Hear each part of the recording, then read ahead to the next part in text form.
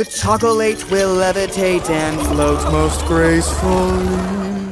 Hey everyone, welcome back to the channel. Today we're diving into the wild, wacky world of a man who basically lives in a candy wonderland, with rivers of chocolate and sweets you can't even imagine. Yep, we're talking about the one and only Willy Wonka, Roald Dahl's legendary, slightly bonkers chocolatier. But, like most geniuses, he's got his quirks. And honestly, that just makes him even more fun. So grab your sweet tooth, because we're about to unwrap all the sugary goodness of Willy Wonka's world.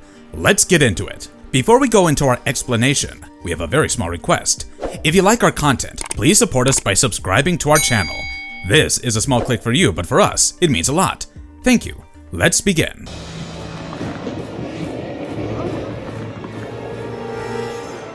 Roald Dahl's Dreamer. The birth of Willy Wonka. In 1964, Willy Wonka, the eccentric chocolatier in Roald Dahl's Charlie and the Chocolate Factory, first greeted readers of all ages, and boy was he an instant hit. Dahl was inspired by his own school days to create this character, as well as the extraordinary factory. While studying at Repton School in Derbyshire, Dahl and his age mates would have the opportunity to go on an occasional trip to the nearby Cadbury chocolate factory. Sometimes, having been selected at random, they would get to taste newly made chocolates. Free candies and chocolates all year round? Oh, talk about a lucky childhood. Obviously, this overwhelming presence of chocolate in his life became an important part of his life, as these childhood events inspired Dahl to dream of an elusive and magical chocolate factory under the command of a fantastic inventor. In the book, Wonka's factory is a world of wonders and innovations, such as the everlasting gobstoppers and rivers of delicious chocolate. Life imitates art, and so the secrecy surrounding the factory, together with what it does, mimicked reality. This was with respect to the very serious competition during Dahl's youth between Cadbury and Rowntree's, two very big British chocolate makers. Such a competition included trade secrets and even espionage in the days that stirred certain themes of secrecy and competition in the tale. Outside the pages of Roald Dahl's imagination, fans have taken it upon themselves to stitch together a more detailed and juicy origin story for the world's most enigmatic chocolatier, Willy Wonka. According to one popular account, the man behind the sugar-coated empire was born William Robert Wonka on April 1st, 1942. Yes, April Fool's Day. Go figure. In Burnley, Lancashire. And from day one, he was a wild card. Life wasn't all gumdrops and giggles though. After a devastating family tragedy, Willy's father, grieving and strict, laid down the law. No sweets. Zilch. Nada. But young Willy had a sweet tooth that refused to quit.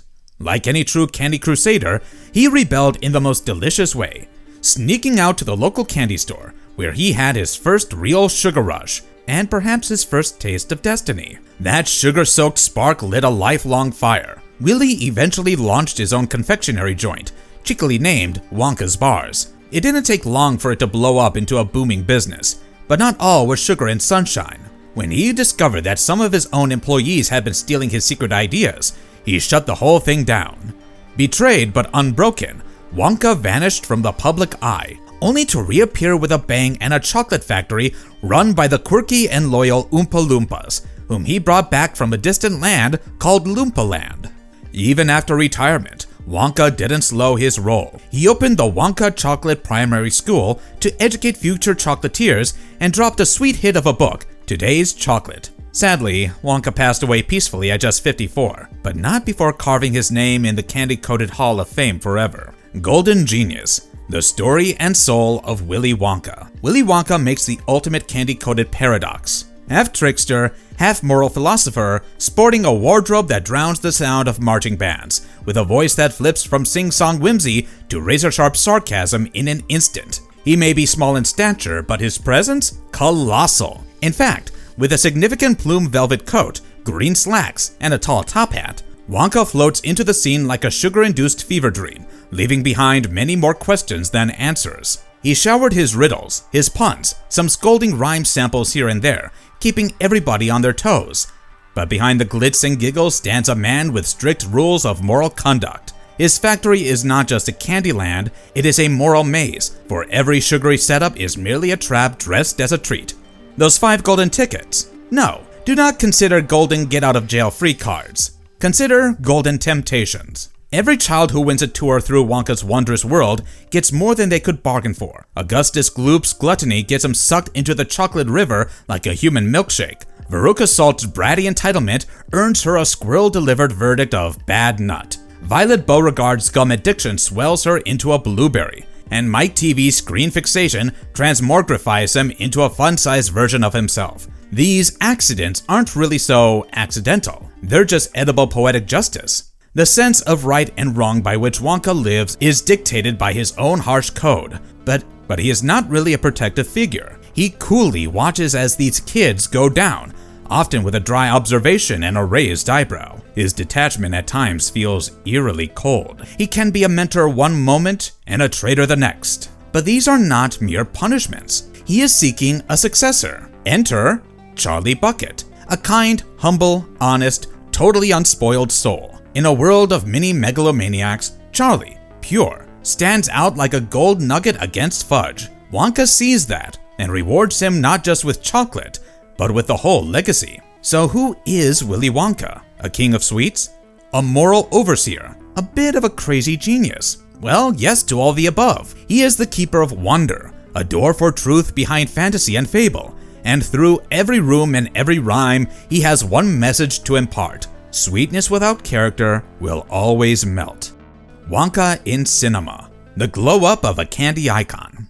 Willy Wonka has strutted, danced, and weirdly glared his way across cinema screens for decades, morphing with every generation into a whole new flavor of strange. From the delightfully offbeat Gene Wilder in 1971, to Johnny Depp's pale-faced oddball in 2005, to Timothée Chalamet's sweet-hearted dreamer in 2023, Wonka's had more makeovers than a reality show contestant. Let's unwrap the chocolatey timeline of his on-screen glow-up and see how each version speaks to the time it was made. Sweet and Sour Trickster, Gene Wilder, 1971. First up, Wilder's portrayal in Willy Wonka and the Chocolate Factory, 1971, was like biting into a candy that's 2 parts sugar and 1 part mystery. He occupies himself with a twinkle and a don't mess with me smirk. One moment he's spinning and singing, and the next he's watching coldly as a kid is hauled into a chocolate river. Just like Tuesday. And although he hands out candy, he serves moral justice on a sugar-sprinkled platter. He tested kids left and right by handing out karmic retribution like golden tickets. Gluttony? Bam! You just became a cocoa fountain casualty. Greed? You get a squirrel trial. Sure, his version might have looked like all rainbows and riddles, but under the surface, he was teaching lessons harder than a stale jawbreaker. That all-important balance of charm and chill gave Wilder's Wonka an edge. He didn't merely seem kooky, there was also strategy at work. That performance has lived with audiences for decades, establishing the gold standard and bar for every Wonka that would follow.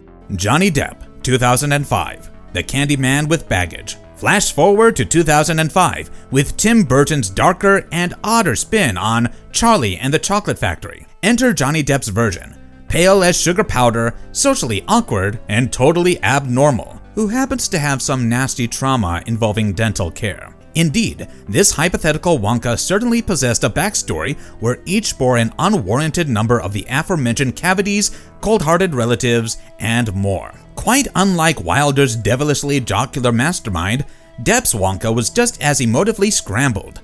On one hand, he could devise teleportation technology from toffee, but holding a conversation without flinching was anathema for him. He didn't guide the children with a moral compass, but rather, he just kept an eye on them as they made mistakes, all in the name of scientific curiosity. A section of fans and critics were skeptical about the dark twist, while some appreciated the deeper delving into why Wonka ticked. Less of a magical mystery, more of a therapy session dipped in dark chocolate. Depp's portrayal lifted the wrapper to reveal the bittersweet center of a character we thought we knew.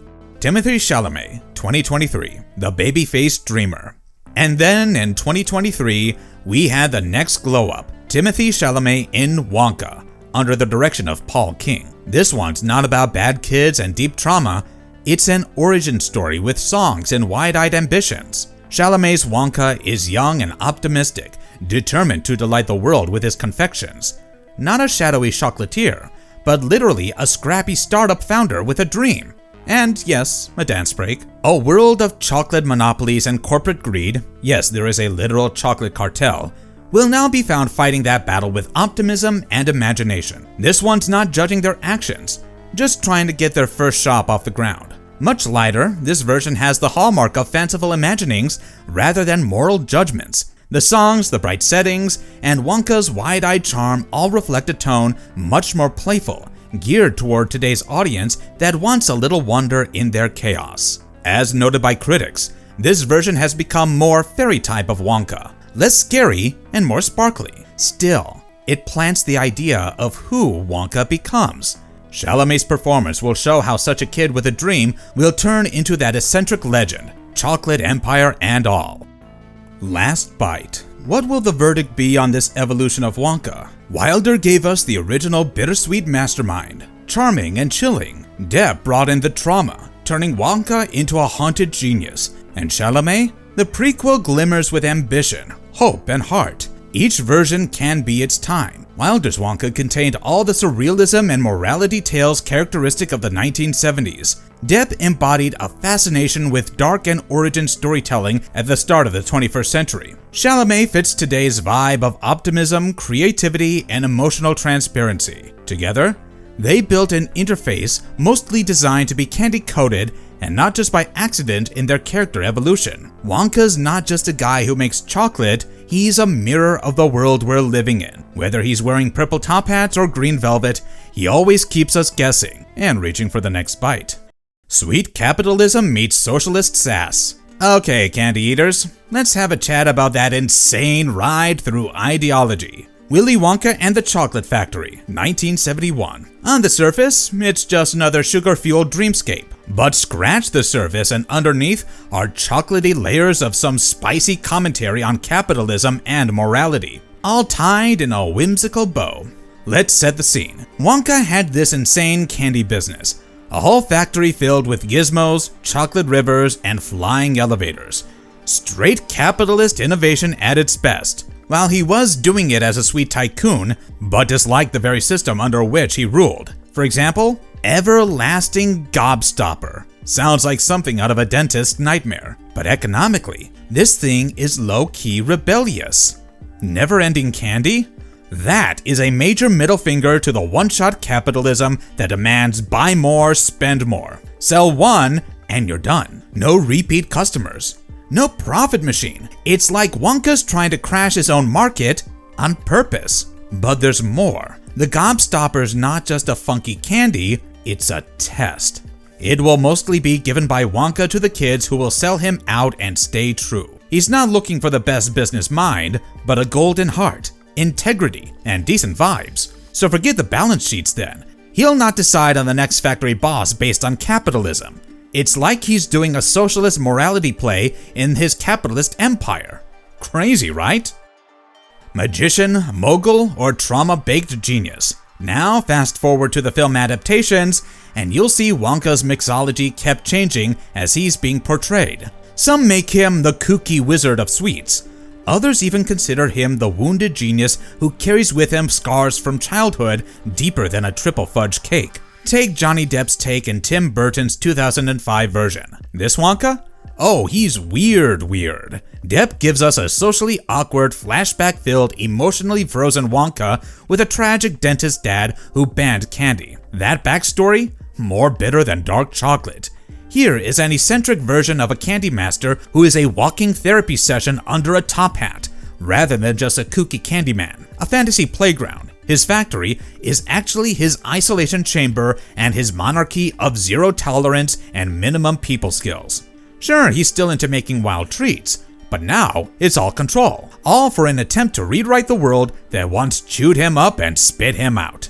Meanwhile, in Timothée Chalamet's 2023 Wonka prequel, things get a whole lot brighter. After all, this is Little Wonka before all the fame and trauma struck. Young, bright-eyed, cocoa-fueled dreams. Chalamet's version is out here dodging chocolate cartels and fighting big candy with nothing but hope, hustle, and some solid dance moves. He's not yet a mogul, he's just a guy with a dream, trying to make joy out of sugar. His version says, hey, creativity beats corporate greed. Basically, at this point, he's a precious little startup rebel taking on the big bad brands. And honestly, it's a vibe. The factory's mood swings through the ages. It's so cool that every version of Wonka reflects the mood of the time. The original from 1971? It's all color and candy and songs, all sparkly. We have that psychedelic boat ride straight up nightmare fuel. This movie had that groovy energy of the 70s, with existential dread laden in the backdrop. Innocence and fear, hand in sticky hand. Then out comes the 2005 version. Such a dark dive and a deep one. Depp's Wonka is a loner, an introverted and low-key tragic character. The factory is funland no more. It has become a fortress.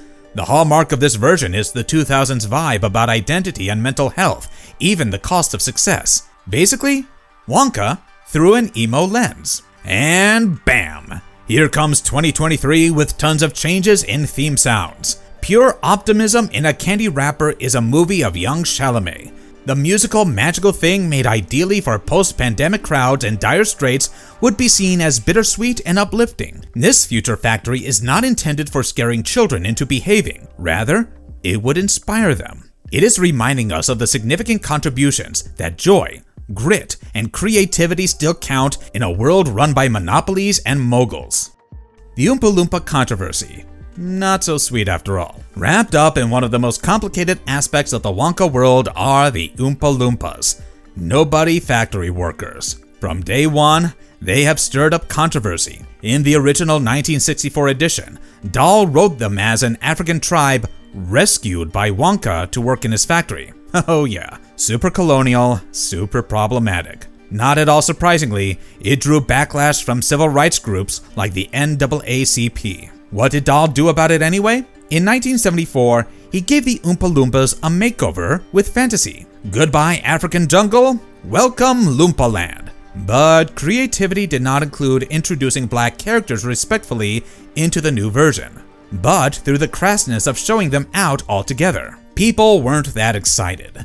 Big issues were raised about representation and erasure in children's literature. Fast forward to the movies, and things did not exactly sweeten. In the adaptation of 2005, one actor, Deep Roy, was digitally multiplied to play all the Oompa Loompas. Criticism arose because it dehumanized them, drew away individuality, and cast them into odd props for the background rather than characters worthy of a real identity. Yet Hugh Grant's turn in the 2023 Wonka film doesn't come away untarnished by controversy. Whimsical as the intent may have been, it still fell short of addressing the historical baggage that came with these characters. So, yeah. The Oompa Loompas may have catchy tunes that they're singing and moral lessons that they serve, but over the decades, their portrayal continues to raise eyebrows. From colonial origins to digital clones, the debate around them proves that even in a candy-coated world, sticky questions about race and representation cannot just be sugar-coated. Marvelous verdict. Well, here we have it, a deep dive into all things chocolate. Oops, we meant a deep dive into all things Wonka. They are the same after all. Just like chocolate, Willy Wonka comes in different flavors and skins. From the eccentric Gene Wonka to the tortured Depp Wonka, in the factory of chocolate and candies, we meet every flavor under the sun. Being raised on the teenage heartthrob that was the magnificent Johnny Depp, we know which one is our favorite. What about you? Tell us in the comment section below. And if you have been eating a little too much candy lately, then don't forget to book your dentist's appointment. And if you liked our content, don't forget to leave a like and subscribe to us if you haven't already. Have a good one, be safe, and thanks everyone.